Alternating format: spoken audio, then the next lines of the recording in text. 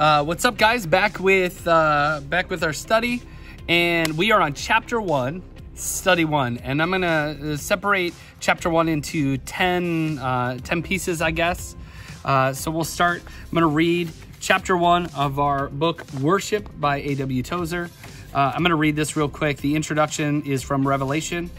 I know your deeds, that you are neither hot nor cold. I wish you were either one or the other. So because you are lukewarm, neither hot nor cold, I'm about to spit you out of my mouth.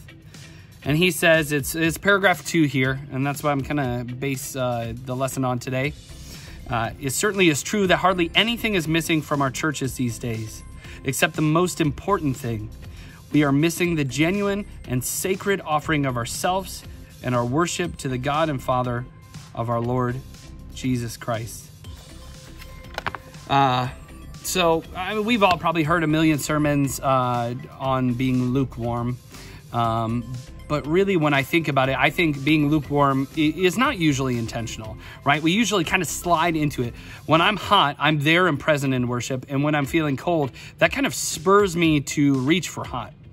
But when things are fine, when striving becomes normal, it seems regular, when life is just fine, it keeps going, fine turns into a warmness.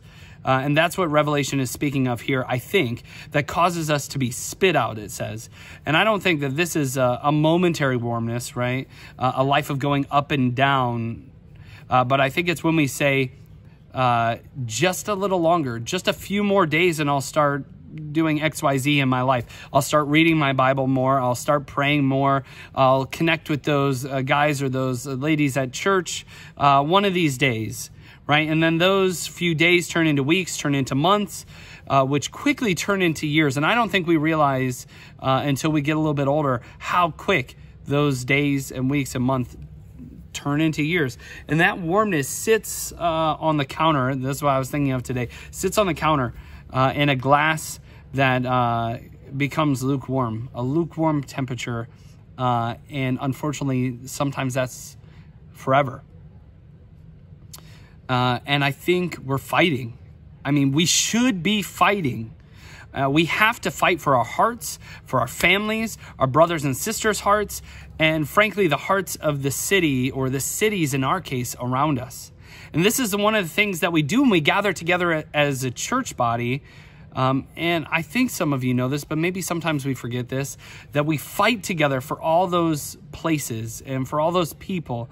And then we thank God that he has not left us to our own ways, that he has not left us to be lukewarm forever. We see that in the fact that we're spurred to be here, that we're spurred to connect with others. Those little inklings that we have to do more than what we are, I think they give us that. But he has not left us to be warm forever, but he has called us into a glorious and beautiful relationship with himself. So that's kind of it for today. So I want to leave you with a few questions for consideration this week. Number one, what are things that draw you into warmness? Or what are situations that lead you to be lukewarm? What are things that cause you to be hot? And what are the steps that you can take to get you and your family or your friends, the people you love, from warm or cold into hot? I think that's a good question we should ask ourselves. And maybe we won't get to it every day, but maybe we get to it every month or every week. We can just start our week with saying, man, what are the things that have pulled me away from Christ?